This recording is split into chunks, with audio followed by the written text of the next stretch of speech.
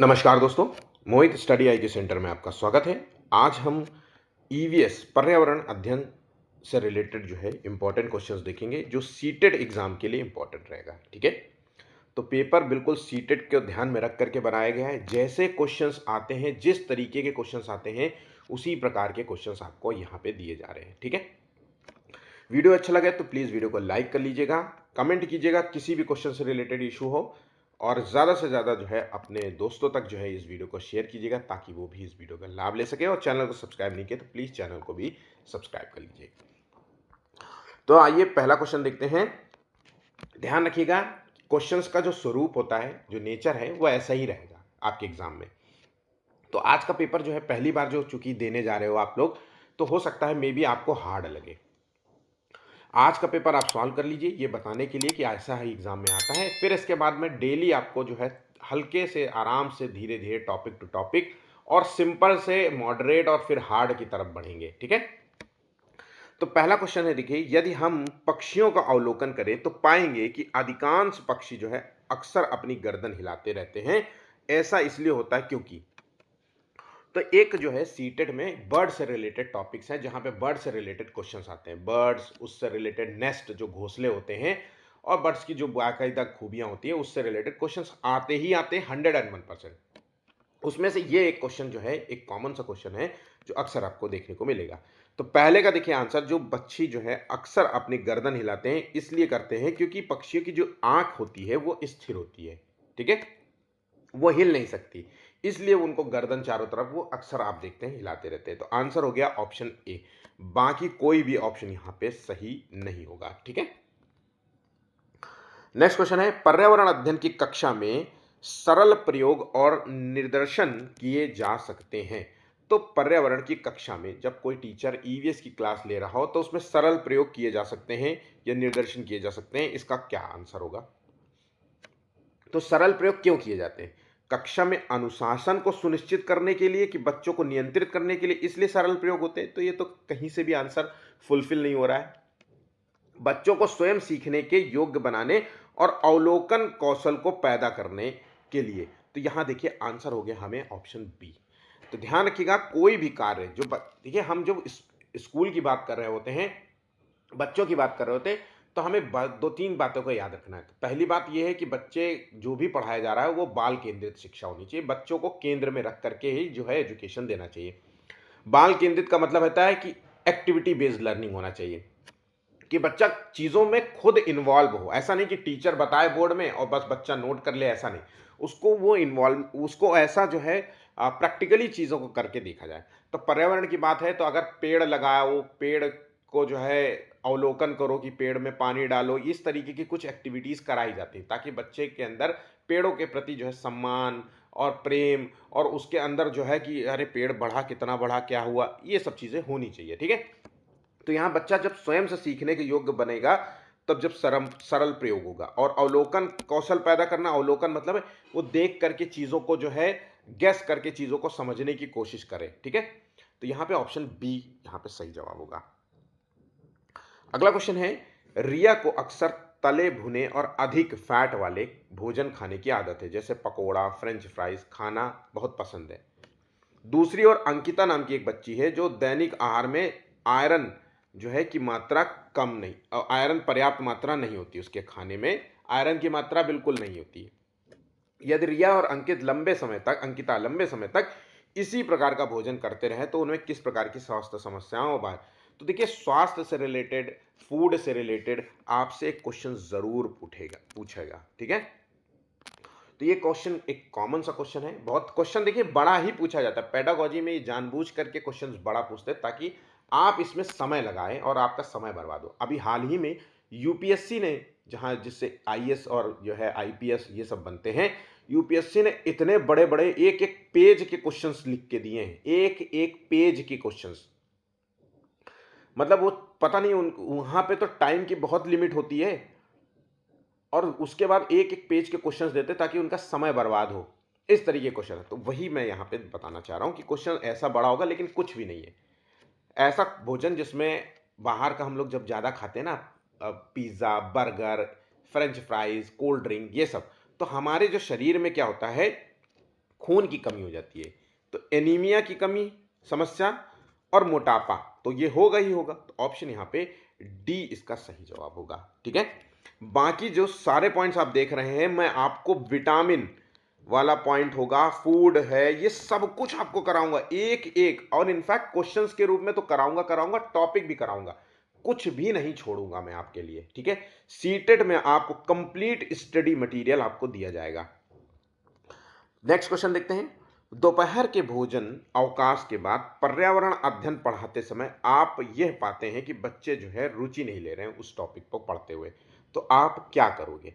तो भाई जब बच्चा रुचि नहीं लेगा तो अपने पैटर्न को जो है थोड़ा सा बदलने का प्रयास करेंगे।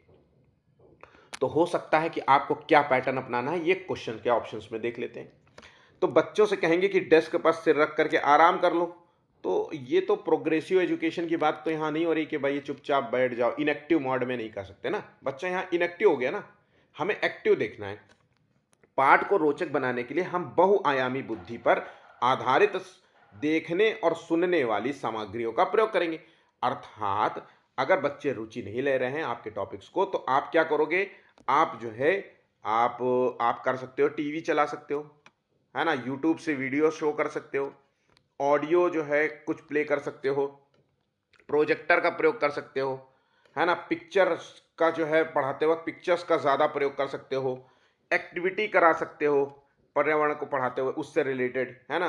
तो ये सारी चीज़ें हम कुछ कर सकते हैं। ठीक है, तो आंसर यहाँ पे हम देख रहे हैं ऑप्शन बी यहाँ पे सही जवाब होगा। ठीक है, अब अगला क्वेश्चन है, पर्यावरण अध्ययन के शिक्षक के रूप में आप ईवीएस के एक टीचर हैं, आप बच्चों को चिड़ियाघर ले जाने की योजना बना रहे हैं। अब आप बच्चों को क्या किया, आपने जू लेके गए। अब आप बच्चों को निम्नलिखित में से कौन सी गतिविधियां करने से रोकेंगे?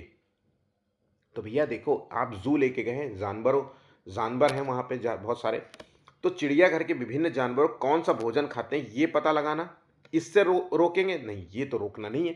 जबकि हमें तो बच्चों को सिखाना है कि भाई आप वहां पे एक, जब आप किसी जू के सामने किसी जानवर के सामने खड़े होते हैं, तो वहां पे एक जो है सिल्ली टाइप की लगी होगी जिसमें बहुत सारी जानकारी लिखी होगी जानवर के संबंध में, कि क्या खाता है, कैसा वातावरण में रहता है, मांसाहारी है, शाकाहारी है, इस तरीके सब बातें लिखी होंगी।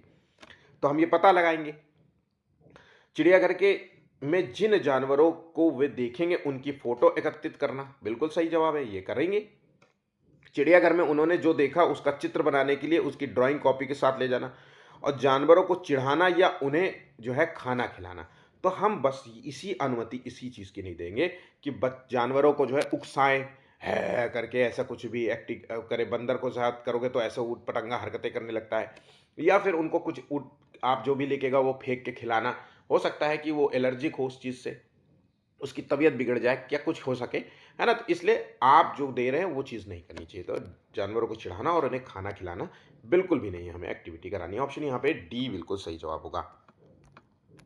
बीज अंकुरण की अवधारणा को इस तरह सबसे बेहतर तरीके से पढ़ाया जा सकता है। तो बीज अंकुरण, जब हम बीज अंकुरण का क्या मतलब होता है कि भाई बच्चों को जो है पार्क में या खेत में बीज देना और फिर उनको अंकुरित होते हुए देखना, इस तरीके से।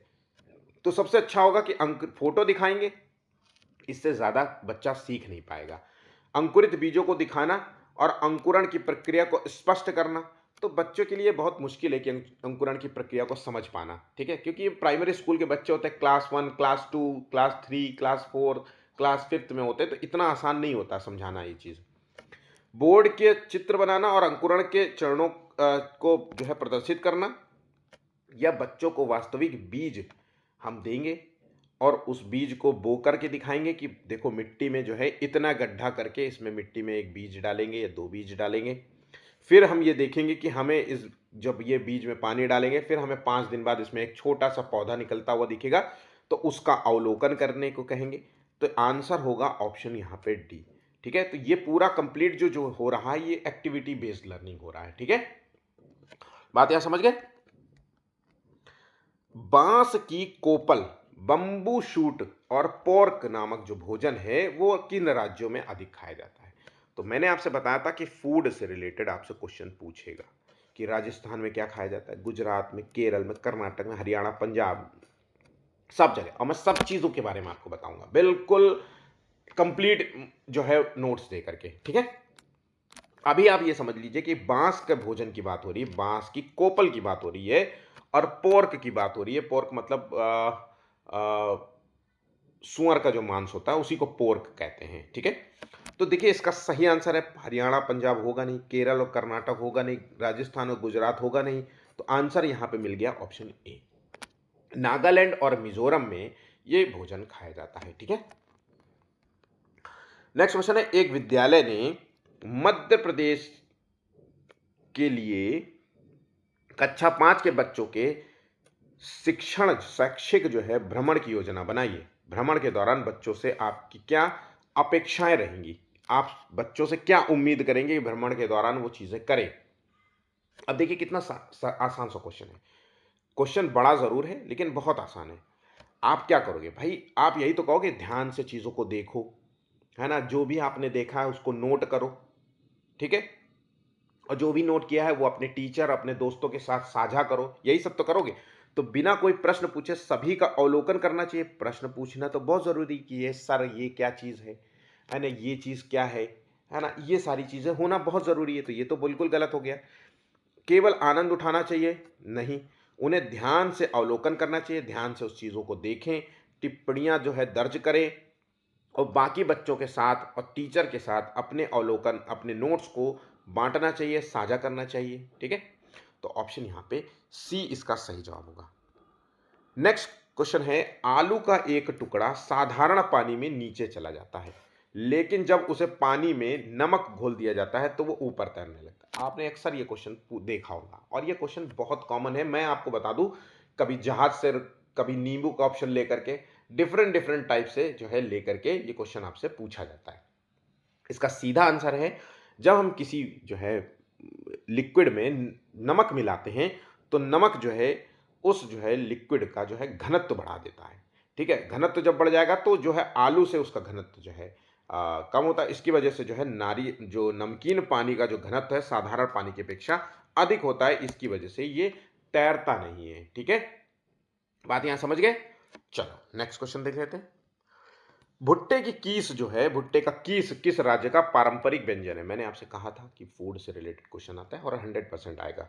तो भुट्टे के जो कीस होता है ये मध्य प्रदेश का पारंपरिक जो है भोजन है। और आमतौर पे ये जो मालवा वाला जो क्षेत्र होता है ना, ये मालवा का जो क्षेत्र होता है, जो इंदौर और उज्जैन वाला जो क्षेत्र होता है, यहाँ पे आपको ये पारंपरिक जो है भोजन देखने को मिलता है। इस जो है इसको कद्दूकस से जो है भुट्टे को जो है घसीट लेते हैं और उसके बाद दूध और अन्य चीजों के साथ मिला करके इसका सेवन करते हैं, ठीक है। नेक्स्ट क्वेश्चन है, निम्नलिखित में से कौन सा जो है फर्मेंटेड जो है भोजन है। फर्मेंटेड मतलब किण्वित, किण्वन द्वारा जो है तैयार किया गया है भोजन है, ठीक है। तो आपने अक्सर देखा होगा कि खाने में जब आप डोसा इडली इस तरीके की चीजें बनाते हैं तो उसमें इनो डाल दिया जाता है या हल्का सा सोडा डाल दिया जाता है जिससे उसमें फर्मेंटेशन हो जाए, है ना। तो वो चीजें यहाँ पे पूछ रहा है। तो यहाँ पे ढोकला बनाते हैं तब ऐसा होता है। बाकी पराठा तो रोटी और पराठा दलिया, ये बहुत एक आसान सा क्वेश्चन है, हर किसी को पता होगा। अब ये मत कह देना कि जो है ये क्वेश्चन का आंसर मुझे नहीं पता था। सच सच बताना कि किसको ये क्वेश्चन का आंसर नहीं पता था, सभी लोगों को पता होगा। अब आ जाते हैं अगला क्वेश्चन की ओर। पर्यावरण पर्यावरण अध्ययन की कक्षा में अवधारणाओं को स्पष्ट करने के लिए कविताएं और कहानी का कथन का प्रयोग करता। तो जब हम कोई टॉपिक पढ़ा रहे होते हैं तो कहानियां सुनाना कविताएं सुनाना, है ना, ये बच्चों के लिए बड़ा कारगर होता है, ठीक है।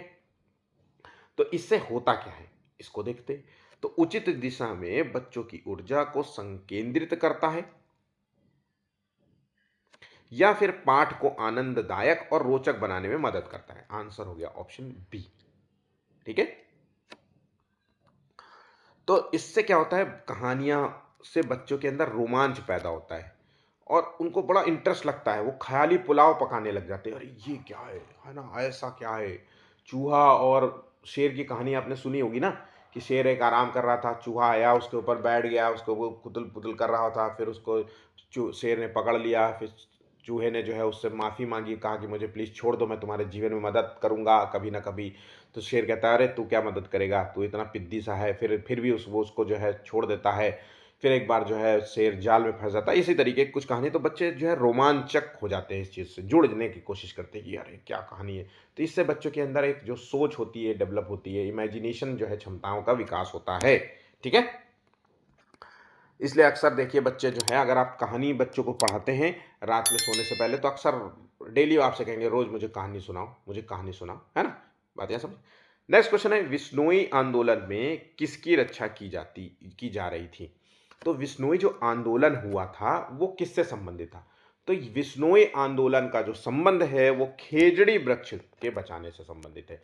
खेजड़ी के वृक्षों को काटने का जो है आदेश दिया गया था वहां के जो राजा थे उस समय। ठीक है, तो विश्नोई समाज की जो महिलाएं थी, लोग थे, इस खेजड़ी वृक्ष से जुड़ चिपक गए थे, जिसकी वजह से करीब करीब 350 लोगों ने जान गंवाई थी अपनी। ठीक है, 350 लोगों ने अपनी जान, क्योंकि राजा ने इन लोगों को सबको मरवा दिया था। ठीक है, तो ऑप्शन यहाँ पे बी है। ये क्वेश्चन आपसे सीटेट में कम से कम नहीं तो 4-5 बार पूछा गया है, ज्यादा ही बार पूछा गया होगा, किसी ना किसी एग्जाम में यार पूछा जाता है, बस ये ध्यान रखना। तो ये बिल्कुल भी भूलना नहीं। ठीक है, अच्छा, आंदोलन की अगर मेरी बात हो रही है तो मैं कुछ और बात बता देता हूं। जैसे एक चिपको आंदोलन थे, चिपको आंदोलन 1973 का है, और यह आंदोलन किसने शुरू किया था, सुंदरलाल बहुगुणा ने शुरू किया था। इसके बाद एक नर्मदा नर्मदा बचाओ आंदोलन है, जिसका संबंध है बांध के निर्माण को रोकना था, और यह शुरू किया था मेघा पाटेकर ने। ठीक है, मेघा पाटेकर ने। फिर एक आता है एपिको आंदोलन। एपिको आंदोलन ये किसने शुरू किया था, तो ये शुरू हुआ था कर्नाटक से। ठीक है, कर्नाटक से शुरू हुआ था।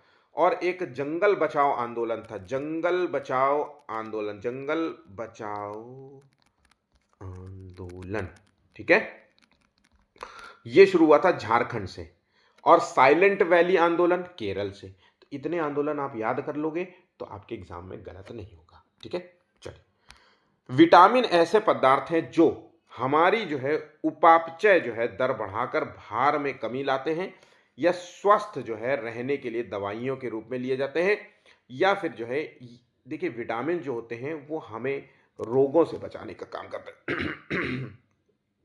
इसलिए हमें विटामिन युक्त भोजन जरूर लें, ये शारीरिक कमजोरी को दूर करते हैं। आज के समय में आप देखिए विटामिन डी जो है, विटामिन डी बहुत ज़्यादा डेफिशिएंसी देखने को मिलती है। इतना धूप होने के बाद भी विटामिन डी की डेफिशिएंसी देखने को मिलती है, विटामिन बी की डेफिशिएंसी देखने को मिलती है। तो इन दो की जो चीज़ें हैं ये हमें सामान्य रूप से लेना चाहिए। विटामिन बी की टैबलेट्स बहुत सस्ती आती है बाहर मार्केट में, आप उनको लीजिए, डेली लीजिए एक टैबलेट। विटामिन डी के शॉट्स होते हैं, है ना, छोटी सी बोतल में आती है, वो एक शॉट डेली पीना होता है, सॉरी डेली नहीं, हफ्ते में एक बार पीना होता है, 8 सप्ताह। ध्यान रखिएगा, शॉट्स को 8 सप्ताह डेली एक शॉट्स को पीना चाहिए। हर व्यक्ति को ये जो है हर साल में एक बार ऐसा रिपीट करना ही चाहिए। ठीक है, नेक्स्ट, ग्रामीण क्षेत्रों में गाय के गोबर में झोपड़ियों की दीवारों और फर्श को लीपा जाता है। तो गाय का गोबर इस्तेमाल करके झोपड़ियों को, फर्श को लीपा जाता है। ये अक्सर हम लोगों ने जो है देखा होगा, हमारी जो है दाई जो है गोबर में गेरू मिला करके उसको लीपती थी। तो ये इसका मूल कारण क्या था, तो ये कीटों को दूर रखता था, जो छीटों मीटे जो कीटे होते थे ना, उनको दूर रखता है। ठीक है, भारत में सबसे अधिक क्षेत्र में पाई जाने वाली मिट्टी कौन सी है। देखिए, मिट्टी का प्रकार बताए तो इंडियन काउंसिल एग्रीकल्चर रिसर्च द्वारा 8 प्रकार की मिट्टी को डिफाइन किया है। 8 प्रकार की मिट्टी वही है, जलोढ़, काली, लाल मिट्टी, लेटराइट मिट्टी, मरुस्थली मिट्टी, अल्कलाइन मिट्टी, लवणी मिट्टी जिसे कहते हैं। ये सब कुछ मिट्टी के प्रकार हैं, ध्यान रखिएगा। और मैं आपको बता दूं कि भारत में मिट्टी के प्रकार से रिलेटेड मैं ऑलरेडी वीडियो बना चुका हूं, मैं फिर से आप लोगों को एक वीडियो दूंगा। ठीक है, सब्र रखिए, मैं सब कुछ आपको कंप्लीट स्टडी मटेरियल आपको प्रोवाइड कर दूंगा। फिलहाल इसका आंसर है जलोढ़ मिट्टी। भारत का जो 40% भूभाग जो क्षेत्र होता है उसमें आपको जलोढ़ मिट्टी देखने को मिलेगी। जलोढ़ मिट्टी क्या जो नदी के द्वारा जो लाई गई गाद होती है उससे ये निर्मित होती है। तो 2 प्रकार की जो है मिट्टी निर्मित होती है जलोढ़ मिट्टी में, एक जो है खादर मिट्टी होती है और एक बांगर मिट्टी होती है। जो खादर मिट्टी होती है वो नई मिट्टी होती है, नई जो है मतलब नदी जब बाढ़ लेके आती है ना तब इस मिट्टी का निर्माण होता है।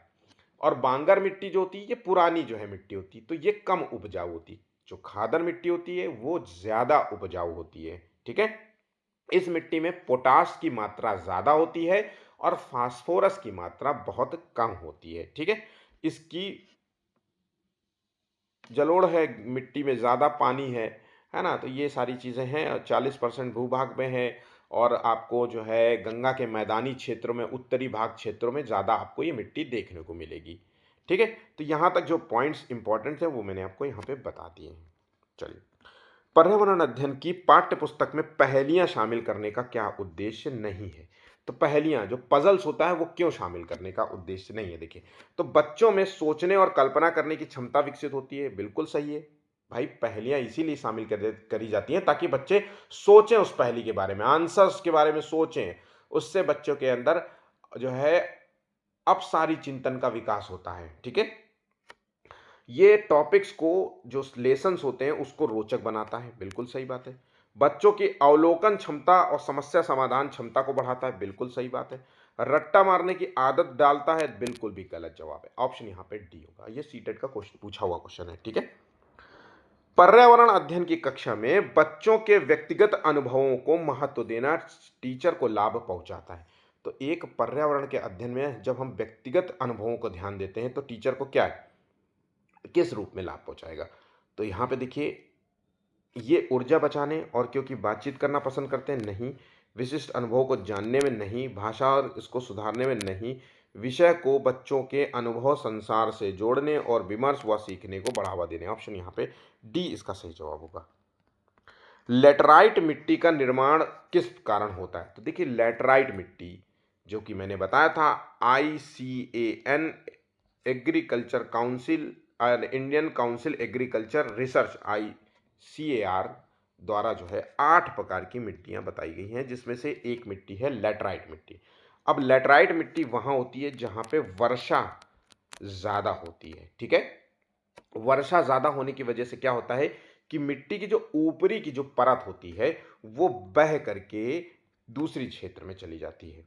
तो जब मिट्टी की बह जाएगी तो ऊपर जो भी मिट्टी में छोटे छोटे लवण होंगे, छोटे छोटे पोषक तत्व होंगे, वो पानी के साथ बह करके चले जाते हैं। तो सिलिका और चूना जो है वो बह जाता है, ठीक है। और आयरन और एल्यूमिनियम ये तत्व होते हैं भारी, जो पानी के साथ नहीं बहते। तो सिलिका और चूना बह गया और आयरन और एल्यूमिनियम ऑक्साइड के जो कण होते हैं वो इस मिट्टी में छूट जाते हैं, रह जाते हैं, ठीक है। ये बात यहां समझ गए। अब ये बढ़ जाएंगे तो इस मिट्टी में जो काम होता है वो है चाय, कॉफी, रबड़ और काजू, इसकी खेती यहां पे होती है, ठीक है। ये ध्यान रखना, आंसर हो गया ऑप्शन बी। मानचित्र पढ़ने के लिए आवश्यक कौशल में शामिल है। तो मानचित्र पढ़ने के लिए क्या चीज जरूरी है? केवल देश और राज्यों के नाम याद करना, कहानी की तरह सुनना, चित्र देखकर स्थान की पहचान, या फिर दिशा का ज्ञान होना चाहिए, प्रतीकों का ज्ञान होना चाहिए कि भाई मानचित्र में ये माउंटेन है, ये नदी का चित्र होता है, ये पेड़ों का चित्र होता है, इस तरीके से बना होता है और जो स्केल्स होते हैं उसको समझना आता। आंसर हो गया ऑप्शन ए। पेट में कौन सा अम्ल जो है भोजन के पाचन में सहायक होता है? तो ये हम सभी को पता होगा, लेकिन बहुत सारी जानकारी जो नहीं पता होगा वो मैं आपको बताऊंगा। तो हाइड्रोक्लोरिक अम्ल होता है HCl, ये भोजन को पचाने में मदद करता है। इसके साथ साथ जो है ये ही जो है अम्ल होता है, ये भोजन को प्रोटीन को छोटे छोटे भागों में तोड़ देता है और अवशोषित करता है। तो यहाँ पे एक जो पेप्सिन नाम का एंजाइम होता है ये जो है सक्रिय रूप से कार्य करता है। तो भोजन को पचाने में, कीटाणुओं को नष्ट करने में पेप्सिन नामक एंजाइम को जो है सक्रिय करता है। ये इसके कुछ प्रमुख कार्य हैं, ठीक है। पर्यावरण अध्ययन की पाठ्य पुस्तक में रेलवे टिकट का एक नमूना दिखाना किस तरीके का संकेत है? तो जब हम बच्चों को किसी चीज़ के बारे में दिखाते हैं कि देखो ये रेलवे की टिकट है, ये प्लेन की टिकट है, जब भी आप कोई चीज़ देखते हो ना कि अरे ये क्या है, तो आप क्यों देखते हो? वो चीज़ों के बारे में जानकारी एकत्र करना होता है, ये मूल कारण होता है। तो वास्तविक जानकारी जानना होता है। तो वास्तविक जानकारी से अंतःक्रिया करके अवसर देना और साथ ही अवलोकन की कुशल। तो अवलोकन क्या होगा? तो भाई जब टिकट देखेगा तो इसमें देखेगा टाइमिंग है, है ना, अराइवल है, डिपार्चर वाला टाइम है, इसमें डेस्टिनेशन पॉइंट है, ए टू बी कहाँ से कहाँ जाना है, कितने किलोमीटर की डिस्टेंस है, कितना फेयर लगता है इसमें, ये सब कुछ यहाँ लिखा होता है। वो समझ पाता है कि अच्छा इतनी सारी टिकट में जानकारियाँ होती हैं, तो ऑप्शन यहाँ पे ए होगा। बाकी रेल के किराए के बारे में बताना, टिकट के बारे में जो है ज्ञान उपलब्ध कराना, ये निष्कर्ष पर पहुंचने बच्चों की कुशलता का विकास करना, ऑप्शन यहाँ पे ए बिल्कुल सही जवाब होगा। निम्नलिखित कथनों में से कौन सा प्राथमिक स्तर पर पर्यावरण अध्ययन पढ़ाने का उद्देश्य नहीं माना जाता है? तो 23वें का देखिए ऑप्शन यहाँ पे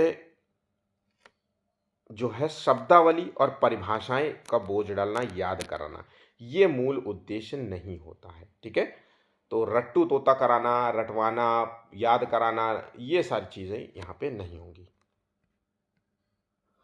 भैंस भैंस की जो पीठ पर अक्सर बगुला बैठा हुआ नजर आता है, ऐसा इसलिए होता है क्योंकि बगुला जो है भैंस की पीठ में जो है परजीवी होता है उसको खाता है। ठीक है, तो इससे क्या होता है, इससे दोनों को लाभ होता है।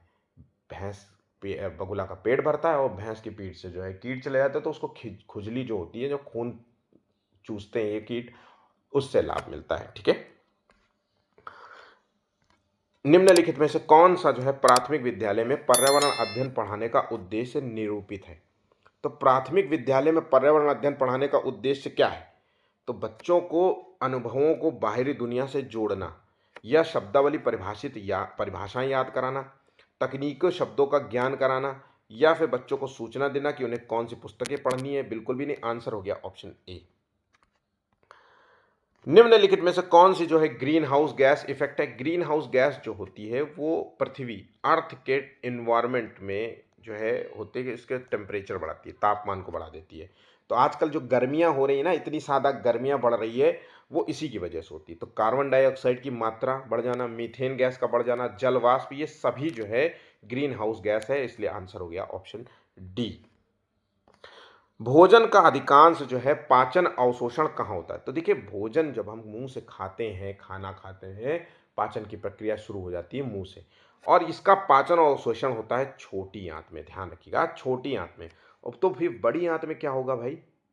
तो बड़ी आंत में जो होता है, बचा हुआ जो अपशिष्ट होता है, सिर्फ पानी और खनिज का अवशोषण होता है। बचे हुए अपशिष्ट से पानी और खनिज का अवशोषण होता है, और पूरा जो बाकी जो है, जब खाना खाते हैं तो पूरा मिनरल्स निचोड़ना, प्रोटीन निचोड़ना, ये सब छोटी आंत का काम है। ठीक है, और पाचन की प्रक्रिया कहाँ से शुरू होती है? तो पाचन की प्रक्रिया शुरू होती है मुंह से। तो आंसर हो गया ऑप्शन सी। और अगर आपसे पूछे जाए पाचन की प्रक्रिया कहाँ से हो जाती है, तो वो आपको मुंह का आंसर देना है। पर्यावरण अध्ययन के संदर्भ में बोझ के बिना सीखना क्या कहलाता है? तो पर्यावरण अध्ययन की कक्षा में बोझ के बिना सीखना मतलब है अनुभव द्वारा सीखना। तो बच्चों को केवल पुस्तक याद कराना, रटना, या फिर उनके अनुभव, उनके आसपास का परिवेश, उनको गतिविधियों से जोड़कर स्वाभाविक रूप से सीखने का अवसर देना, आंसर होगा ऑप्शन सी, वरना कि बाकी सारे ऑप्शन होंगे। ठीक है, ऑप्शन सी यहाँ पे सही जवाब होगा। ईवीएस कक्षा में समूह में सीखने का क्या उद्देश्य होता है? जब ईवीएस की क्लास हो या कोई भी क्लास हो यार, हम ग्रुप्स में क्यों बैठाते हैं?